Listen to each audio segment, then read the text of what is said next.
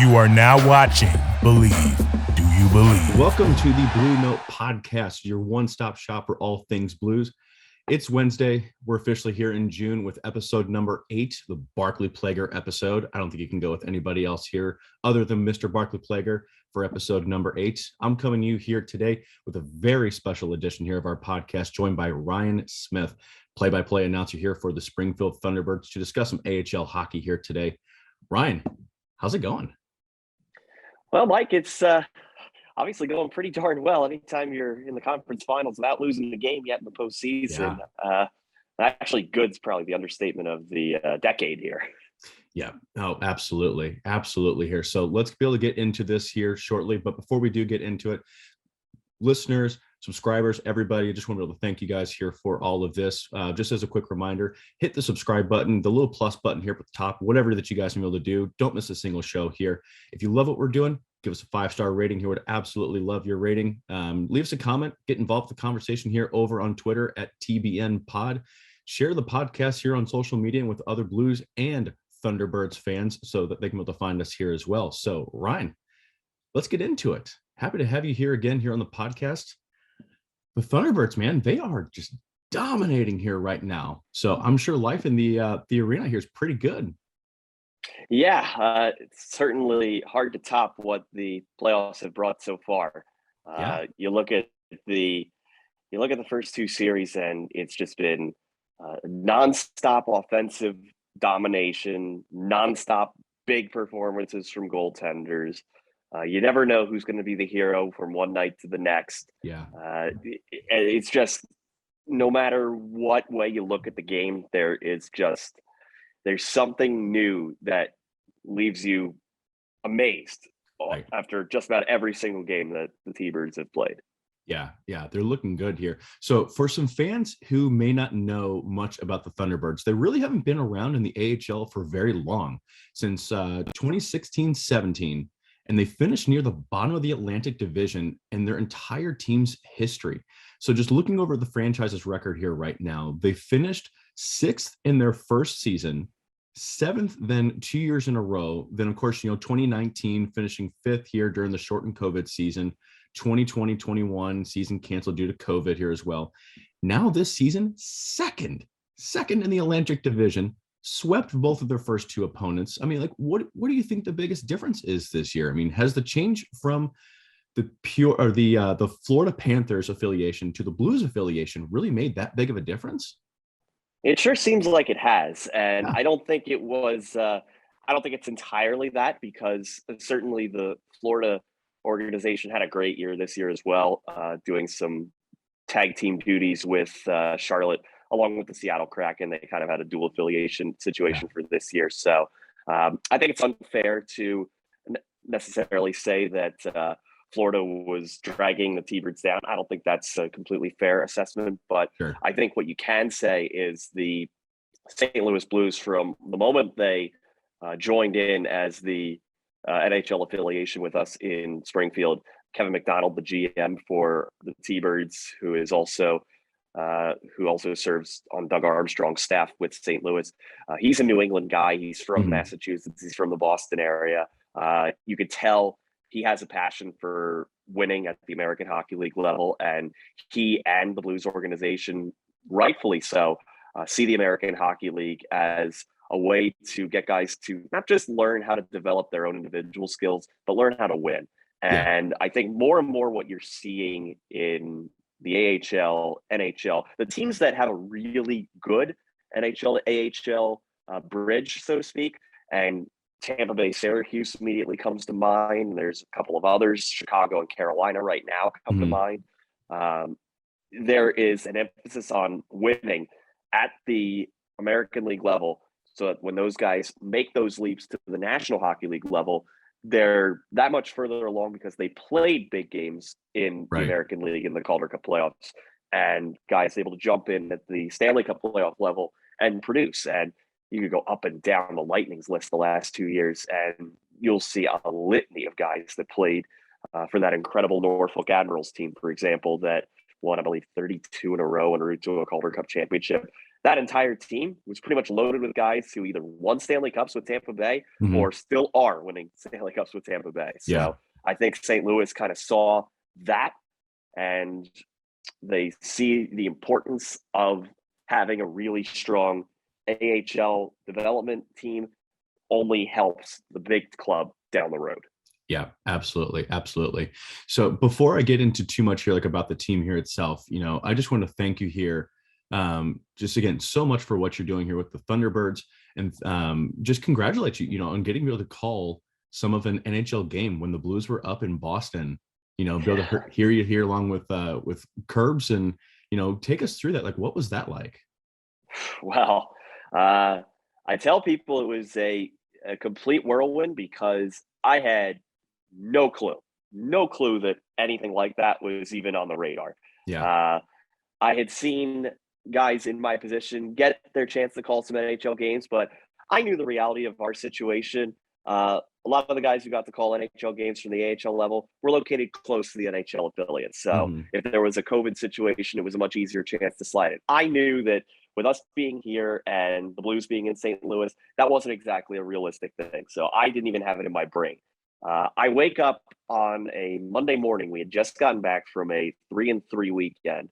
We had just played 2 games in Hershey, and the ride from Hershey, Pennsylvania back here to Springfield is about 5.5 hours. So I had rolled into my house and gone to bed at, God, it must have been probably 3:30, 4 in the morning. And I slept until probably 10:30. My phone rings at 11:15, and it's Curbs. And I'm thinking to myself, yeah, I know the Blues are in Boston. Maybe he's looking to have me on for pregame or wants to do a little check-in on the T-Birds as part of what they're doing since they're in town. They know that we're going to be going to the game as an office staff. So none of it really clicked in with my brain until 5 minutes into the phone call. He says, yeah, and I want to hand the keys to the broadcast over to you for the second period on Tuesday night here in Boston. And I was like, and for about 30-45 seconds, I don't think I said much of anything. It was probably incoherent drivel at that point.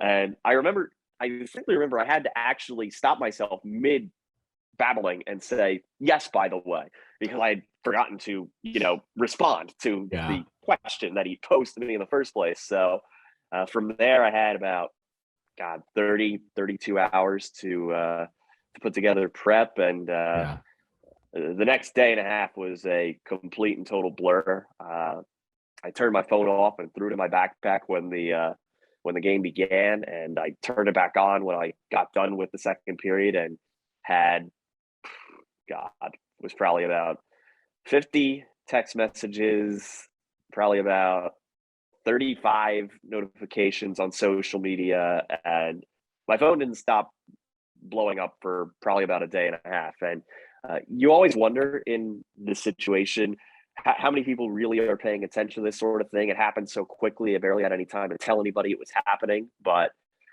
in no time, the support and the love I felt, especially from the folks in St. Louis, was like nothing I could have possibly imagined. And I already knew you guys had one of the best fan bases in hockey. They're not an original 6 team, but they're part of that second 6. And it's no question their fan base is as dedicated as any in the entire league. And I felt that love and support from them really from the moment it all began. And Curbs being a guy who spent some time in the AHL here in Springfield, the parallels were so cool to see. And it's something that I've thanked Curbs about 15 times since it happened. And I still tell him I can't say it enough for it to actually be enough. Absolutely. He's just such a world-class guy. He was the game that the Blues were game 7. They're getting ready to win the cup. I've listened to Curbs my entire life. He's just such a world-class guy. And it was my dad who actually got me into watching hockey and listening to him and listening to the radio. And for the final 3 minutes of that game, I had Curbs on because I knew I needed to hear his call. Absolutely needed. And it gets me choked up. Like whenever I hear his call of, get on your feet, they did it, just, oh man, like I'm getting choked up here now, just reliving it here at this point. So So that's great. Just congratulations here again, just on that wonderful experience here. So let's talk here current season. So for those who do not follow the Springfield Thunderbirds, this team has done a remarkable job here this season. They were 20.3% here on the power play during the regular season, best in the Atlantic Division. However, their penalty kill wasn't nearly as good at 78.3%, worst in the Atlantic Division. So specifically during this postseason, I wanted to be able to focus on the penalty kill because it is really stepping up during this postseason at 86.4%. Is there something different that you're seeing that they're doing that's attributing to this success? Are they just hitting some good luck? I mean, every penalty kill when it has its best work going for itself, there is a degree of luck to some extent that you're going to need a post here or there. You're going to need a big save from your netminder after a breakdown in coverage. Those are all things that are bound to happen. But I think if you look at the way the T-Birds finished the regular season, really from early April on, the penalty kill was a strength for the remainder of the regular season. And what those numbers, that 78% doesn't tell you, is that they were stuck under 77% for the longest time. But over the last 2-3 weeks of the season, they went a long stretch of time allowing no power play goals in a game or only one power play goal in a game for really much of the final 3 weeks of the regular season. I think they finished the year something like 84, 85% in the last dozen games or so. And they've turned that into a postseason penalty kill that's just picked up right where they've left off. And it certainly helps that they have their fresh complement of penalty killers back in the fold. When you are able to trot out Mackenzie McEachran, Dakota Joshua, Matthew Packa, guys who have killed penalties in the NHL and the AHL before. You have a veteran in Tommy Cross on the back line who helps to just sort of keep everything poised and calm. And when you get the goaltending that you're getting from Joel Hofer and Charlie Lindgren both, all of those things go together. And couple all of that with the fact that it's a group that can score and be explosive while shorthanded. And you have kind of a three-headed monster of things that are working in your favor in that way. Right. And certainly, while the penalty kill was a concern for much of the regular season, heading into the playoffs, it wasn't really a concern for me because I saw the way they finished the season down the stretch. And I knew that if they could carry that over to begin the postseason, they were capable of pretty special things. And the special teams, as we could see, a monster reason why the T-Birds are where they are. Yeah. And honestly, from the way I'm looking here at it, this postseason, special teams could actually really dictate this series here going forward. Laval's got a 6-2 record here this postseason, 27.6% on the power play and 86.4 here on the penalty kill here as well. And so these two teams are pretty evenly matched going into these finals. Yeah, and it goes to show you the teams that are opportunistic are the ones that normally are still standing at this time of year. And no question, the T-Birds and the Rocket have made their opponents pay for mistakes over the course of this postseason. The Rocket are a team that what stands out to me the most about them is the fact that they just are hard to put away. And the Rochester Americans learned that the hard way in the end of their series. Rochester takes a 2-goal lead in the first period on home ice in game 3, and you're thinking, okay, they're going to make this a series again. They're going to get this down to 2-1. Right. Rock can come back and score 4 unanswered in the second period. Rochester then comes back and retakes the lead in the third, scoring 3 in a row. And you're thinking, okay, Laval probably is not feeling good about that happening. Maybe now they've run out of bullets in this night. They come back and get a tying goal with their goaltender pulled with less than 2 minutes left. It's just, they're like the pesky insects that you just can't get rid of on a hot day in the summer. There's just nothing you could try. You get swat at them. You think you can knock them down. You think they're gone. You think you're in the clear, and then they just keep on crawling back, and they just keep finding ways to be a pain in your side. And I think that's what the T-Birds are going to have to deal with this series. That, and it's not to say that Wilkes and Charlotte were not good teams, because they absolutely were.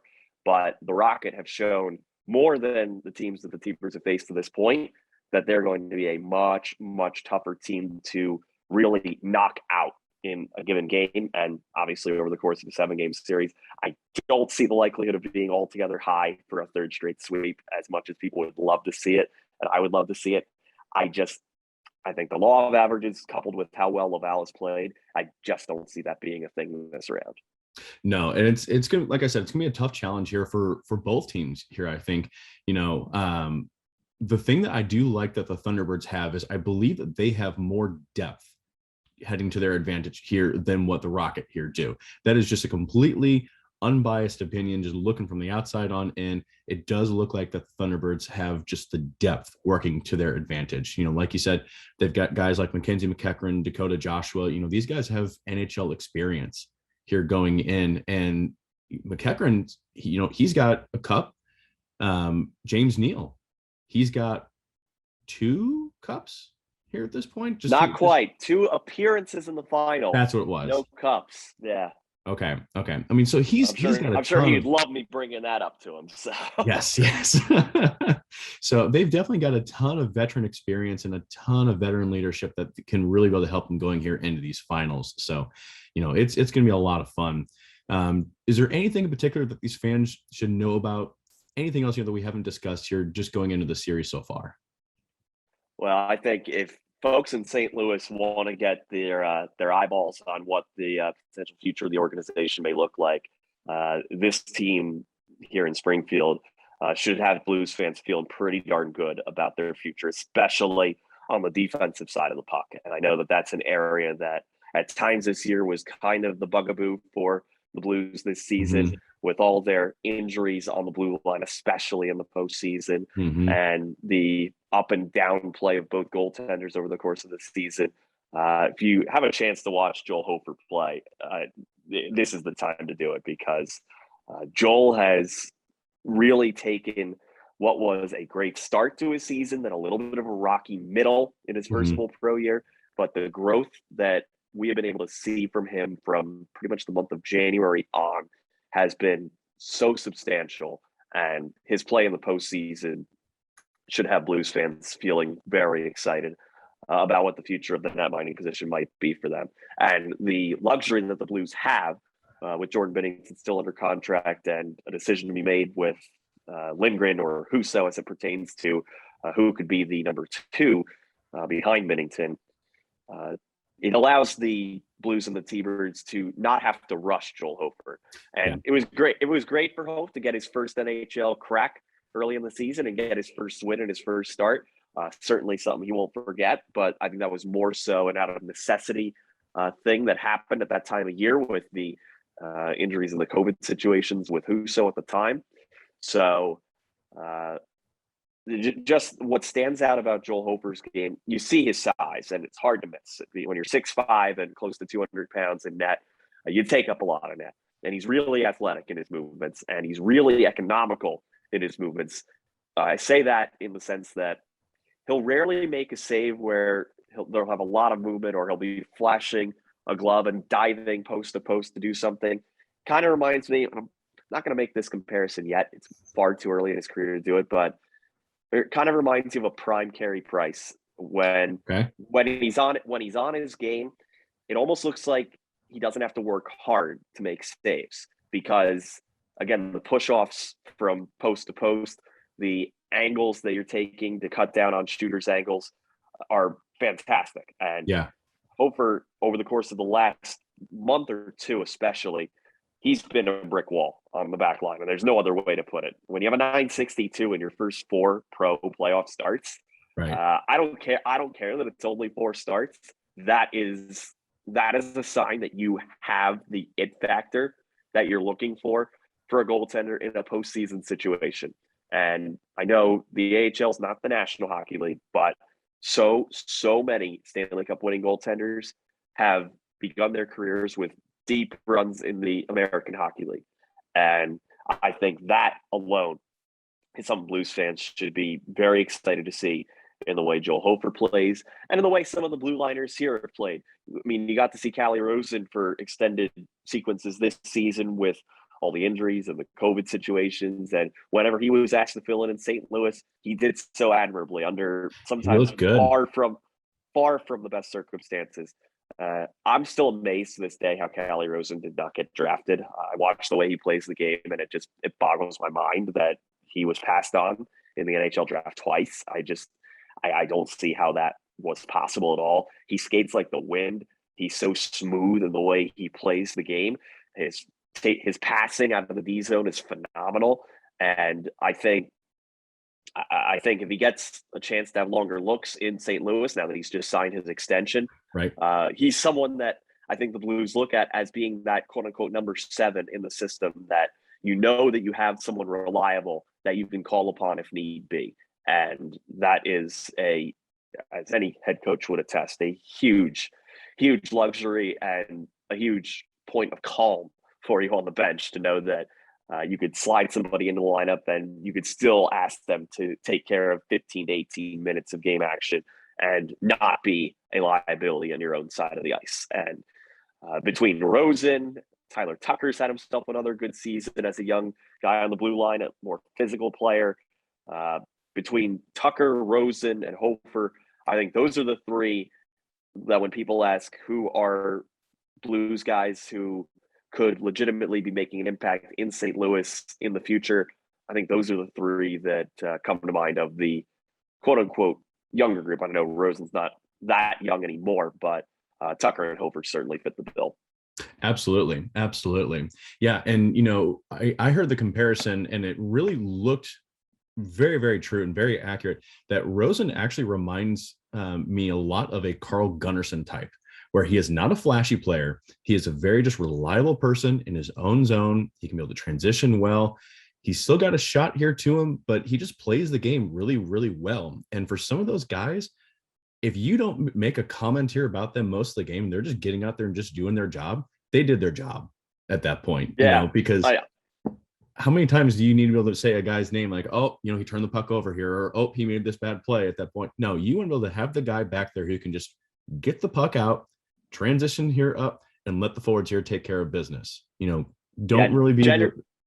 Yeah, go ahead. Yeah, generally speaking, if you're not Justin Falk in terms of the St. Louis defenseman, chances are if your name is being called multiple times in a game, it's probably problematic. Right. Right. And I think more than any other position, that is one that you want to just sort of blend into the flow of a game. And it's so much of the blue line position, as you know from watching the game, it's so system driven. And so if you're reliable in the confines and the parameters of your team's strategy, your team's system, that makes you a reliable commodity, more so than being a flashy offensive blue liner. And I know that's the thing everyone looks for on the back end these days. But the reality is very few teams at the National Hockey League level are going to have more than one or two guys who are dynamic offensive defensemen. You take away Colorado and Tampa Bay, and you're going to have a hard time finding teams that have more than one or two guys who fit that bill. And so certainly I see Calle Rosen as somebody who is exactly like you said, someone that, like Carl Gunnarsson, is somebody that is reliable when called upon, not going to necessarily quote unquote win a game for you offensively, but he's also not going to be someone who you look back and say his play was a detriment to us. Right. Yeah. And the Blues are very fortunate right now to have three guys here to just come off the top of my head, between Scott Perunovich, Torrey Krug, and Justin Falk, and we can even throw Colton Parayko in there whenever he does want, get a good stretch of games here offensively going. They're very fortunate with some of the offensive minded defensemen that are currently within their NHL system itself. So, this team is doing really, really well for itself. And it's just a matter of finding the guys that can play a good two-way game, or even just a very good defensive game here right now. And I think that's the biggest puzzle for Doug Armstrong going into this offseason here itself. So now that we know Springfield here is going to be part of the next 4 seasons, they're part of the Blues family here going in. Let's take a brief look here about 4 or 5 prospects. We've already touched a lot here on Joel Hofer, so I don't think there's much more that we can be able to end up saying here about him.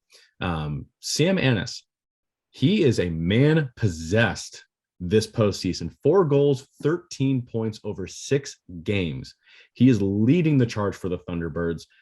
he's a guy that's bounced around a lot in the AHL, mostly just within the Minnesota Wild system. He's getting up there in age here right now. I mean, at least relatively speaking, for a hockey player. Do you see much of a future for him going into the NHL, or is he just destined to be not quite an NHL player, not quite, a AHL player? I mean, he's kind of that quadruple A type player, in baseball terms. He's better than the triple A, but he's not quite there and can't really break that ceiling. I'll be honest, and I think part of it is my own personal bias, because Sammy is one of the absolute best people that you'll ever meet in this game.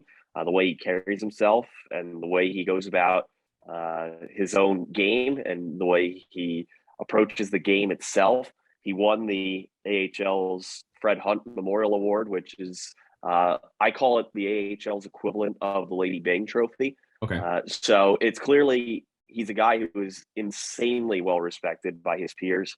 You won't hear a single former teammate of Sam Anis's say anything but the highest praise about him. I'll be honest, I have zero clue, how he has never played an NHL game. I've watched him for a full season. I've seen a number of his highlight tapes from his Minnesota days, from his Quinnipiac days, and people are quick to say he's too small. Well, the too small thing clearly was not a factor with guys like Marty St. Louis, Nathan Gerby. You can go up and down the list. And You don't even have to be a Marty St. Louis level Hall of Fame type player to make it at the NHL level. Nathan Gerby's a perfect example that fits that bill in that way. Well, and you saw what Nathan Walker did too in his time. Exactly. And Nathan Walker is Sam Anis plus a couple pounds. That's basically the difference between those two. I think the only thing, if there's one thing that maybe holding Sam back a little bit, it's that he's so offensive minded as a player that he is not quite as polished defensively in his own zone. Okay. I think if Sam got a shot in the NHL in a bottom six situation, I fully believe that given his work ethic, given his abilities, how smart he is with the puck, especially when he has bigger players around him, he's great at finding his way out of tight situations. I have no reason to believe that he could not adjust his game to be able to fill a bottom six role in the National Hockey League. That's just my personal stance on it. I think where Minnesota and St. Louis have had trouble making him a call-up, so to speak, is the fact that you don't want to have a guy who has the offensive upside that Sam Anis does, and you don't want to put him in a situation where he's only playing 8-9 minutes a night, right?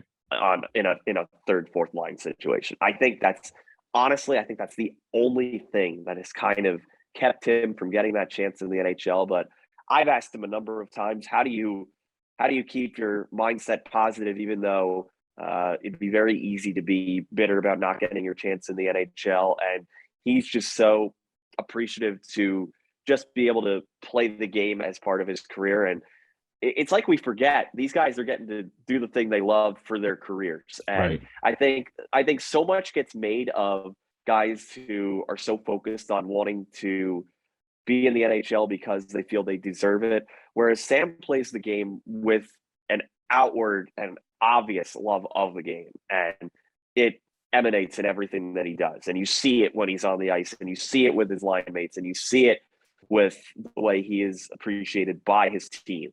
And I think all of those things make him completely irreplaceable on this team. So without question, irreplaceable. If the T-Birds were to be without Sam Anis tomorrow, that would spell, I wouldn't say doom for them in a playoff series, because they obviously have a lot of guys who are contributing to this success, but it would be a huge blow, not just for what he does offensively, but for what he brings intangibly to this group.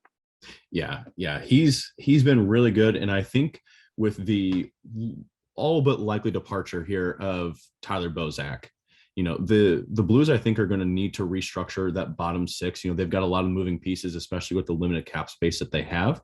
And I think a guy like Sam Anis could be able to play a good role here moving into that with a smaller cap hit here at this point. So Nikita Alexandrov, 2 goals, 6 points in 6 games this postseason. He has looked really good. I haven't been able to catch a lot of the Thunderbirds games live, but watching those recap games, he is certainly playing at a higher level this postseason than his half point per pace regular season here would dictate. He's a guy, in my opinion, that he could contend for an NHL spot in a year, maybe two. What do you think that you're seeing here out of Alexandrov? And I'll even throw in, is there any sort of a comparison that you could make of somebody who's playing in the NHL here right now? I'll throw you that little curveball. I'll have to give my first answer and see if a name comes to mind on the comparables. But with Nikita, a lot like Joel Hofer, first full pro season, bright spot early on. And Nikita Alexanderov, the first 2-3 weeks of the season, everything he was touching was turning to gold. Was a power play force early in the season. Had really made himself an offensive weapon. Then after the first month or two pro, then he started to hit a little bit of that roadblock that a lot of guys playing their first season in the AHL, the first full season in the AHL, will hit. And for a long stretch of time there in the middle of the season, it was tough sledding for Nikita. And it was you could tell he was doing everything in his power to snap himself out of it. You left each game saying to yourself, God, if he could just get one to go for himself, if he can get one to go for himself, he's going to take off. And I had that sense with Nikita for most of the year. And sure enough, we get to late January into February, and something clicked. Something there clicked in with Nikita in the second half of the season. And for the last 2 months of the regular year and into the postseason, he has completely turned into, bar none, one of the most important players for this team. And he has done it in a number of different ways. People know his offensive upside. That's why he was drafted in the second round. You don't get drafted that high if you don't have the offensive ability and the upside to your game. But where he has really stood out has been in his willingness to accept defensive responsibilities, especially killing penalties. And when you need a key shot block late in the game, so many times it's Nikita who's laying it all out there. A guy who a year and a half ago playing in juniors, I mean, I didn't study his junior game, so I have no way of knowing if he killed penalties playing juniors or not. But he looks like someone who's been doing it his entire young adult life. He is one of the biggest reasons the T-Birds penalty kill has turned itself around. He has molded his game in a way that, sort of like what you talked about with Tyler Bozak likely being gone at the end of this year. I think Nikita Alexandrov is a guy that very easily could be contending for that fourth line center role in St. Louis come the fall because, and again, for all the reasons I mentioned that Sam did not get that look in the National Hockey League, I think it's all the more reason that Nikita might get that look because he is killing penalties. He is getting defensive zone responsibilities, and he's rounding his game at still just 21 years of age into a way that he is becoming a trustworthy option, even as a rookie for Drew Bannister. And I see that as a situation, put him and Alexei Toropchenko together in a situation like that. And two guys that obviously are both Russian. They both have offensive upside to their game. Torpo and Nikita obviously are a little bit different in how they play the game. Torpo more of a straight line speed guy, and Nikita a little more crafty and not as big, obviously, as Torpo is. I think that's a neat little two-headed Russian monster you could have in the bottom six in St. Louis. Now hear that with the two-headed monster here up top here as well between Tarasenko and Buchnevich. Yeah, no kidding. They're going to have the embassy ready to call them over for the World Championships at some point here. But I think those two are a great case in point of when you mold your game into more of a two-way structured game that Craig Berube asks for his forwards, especially those in the bottom six. I think what Nikita has shown is that he certainly can be relied upon if that situation presents itself. Will they think he's ready this fall? I don't know. Like you said, I could see it be as early as next season. I could see them wanting to have one more year in the AHL, maybe have one more year to really dominate at the American League level before you get yourself ready to take that next step. I see no reason why Nikita couldn't dominate at the AHL level, though, next season. Yeah. And a guy who I think that they may be looking a little bit more towards coming up next season, as opposed to Alexandrov. Here's the next guy, Kem Konecny.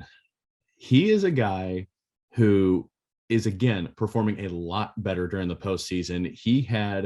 There was a shot here during, I think it was game 3, that just was deflected.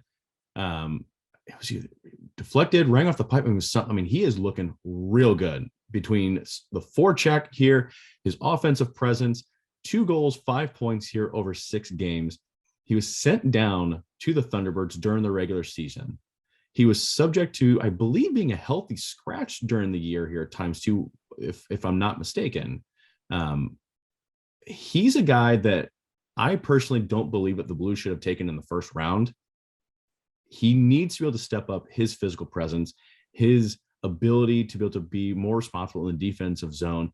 What do you think has led to some of his ability to perform better here in the postseason? And what do you think also is another thing that needs to be able to change and maintain for him to maintain a role in the NHL?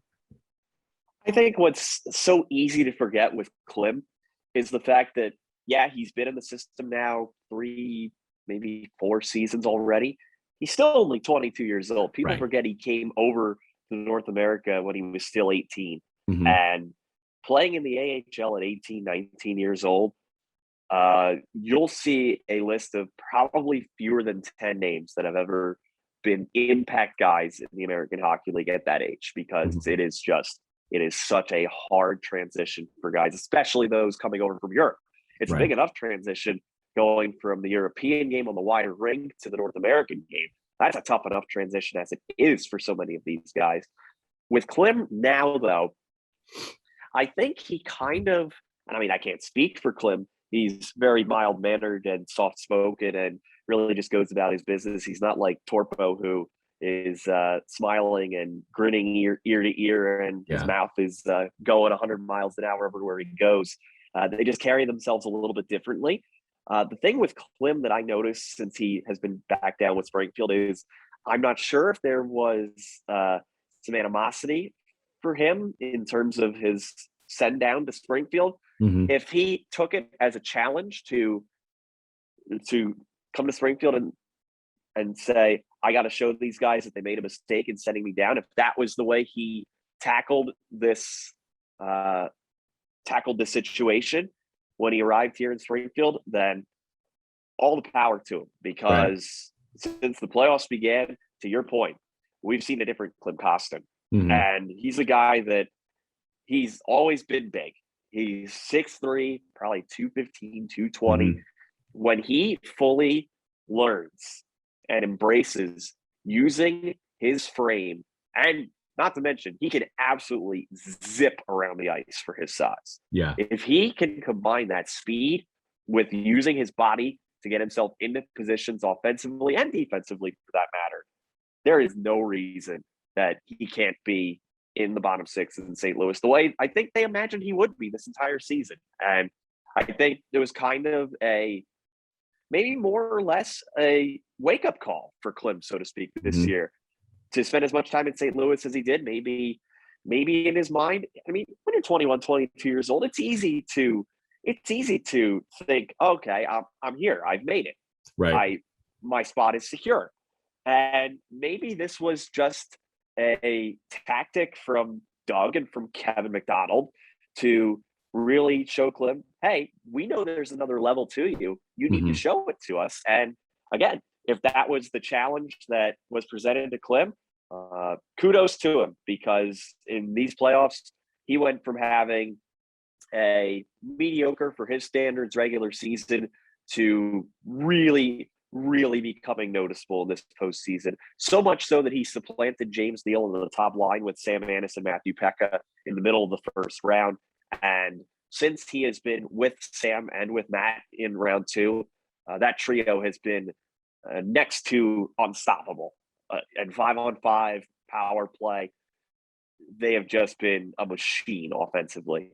And when you have the ability as a luxury to move James Neal in your lineup to allow Kem Konecny to skate with your top centerman and your top winger, not a bad situation to have. Right. Goes back all the way to the depth, that we were talking about here. That's going to hopefully, to prove fruitful here for them here in this final. So one more player here for you.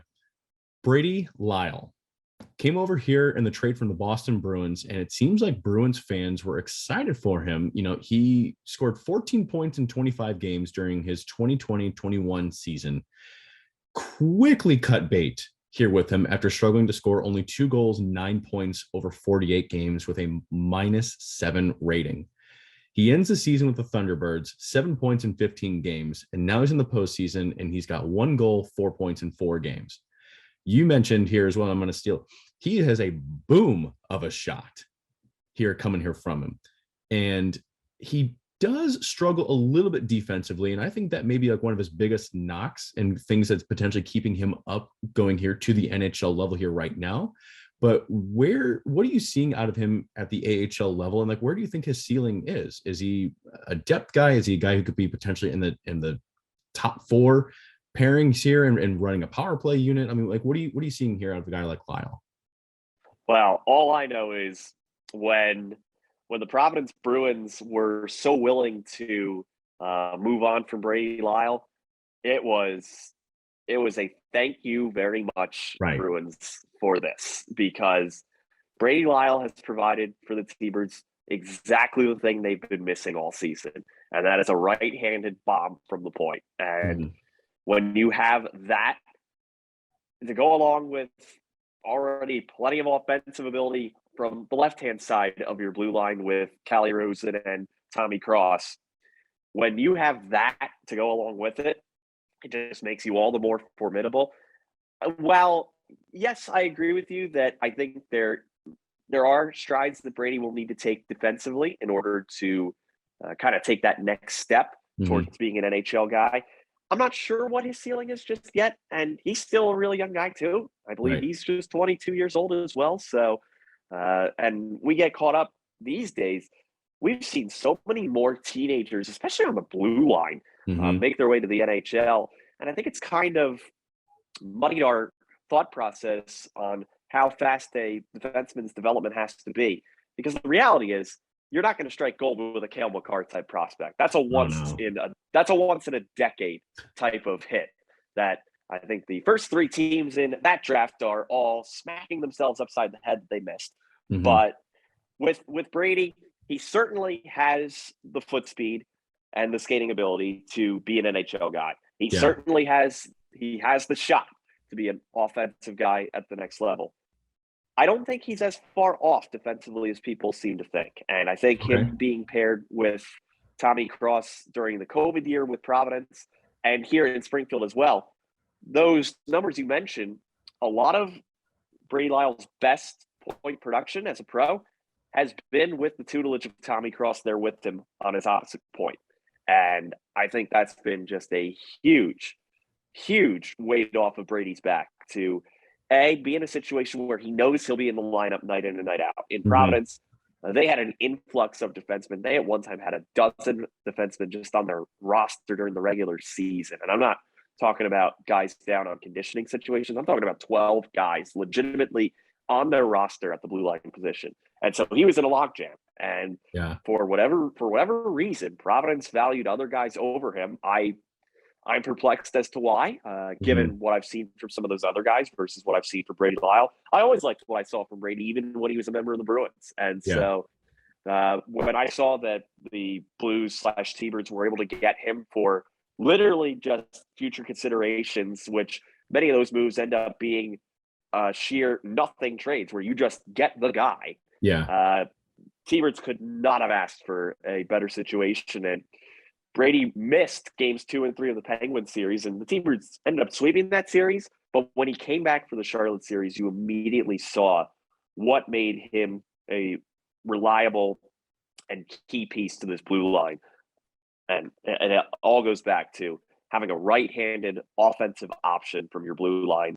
Again, that's kind of the it thing that NHL coaches love to have. And you always dream that you have yourself a Cale Makar, or going back 10, 15 years, a Mike Green in his prime. Oh yeah. It's kind of the sought after commodity, so to speak. And do I think Brady Lyle is Cale Makar or Mike Green? I'm not necessarily saying that, but I think he's someone that certainly can be top 2 or 4 in the AHL in his ceiling.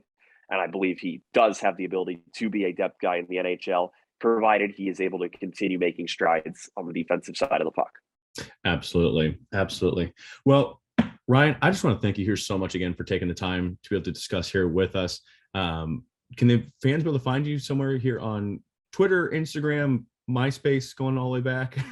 Oh, well, thankfully, no on the latter, but at Ryan Smith Hockey on Twitter, you'll see me tweeting sometimes about non-hockey madness. You can see my Wordle successes and all of that fun stuff, but I'll try to keep everyone up to date on the T-Birds as this run hopefully carries us to the end of June, and hopefully brings another championship to the Blues organization before long. And I would have to go back into the memory bank to see when and if the last time the Blues AHL affiliate had a Calder Cup. I feel like I should probably know that off the top of my head, but guilty I don't. Point.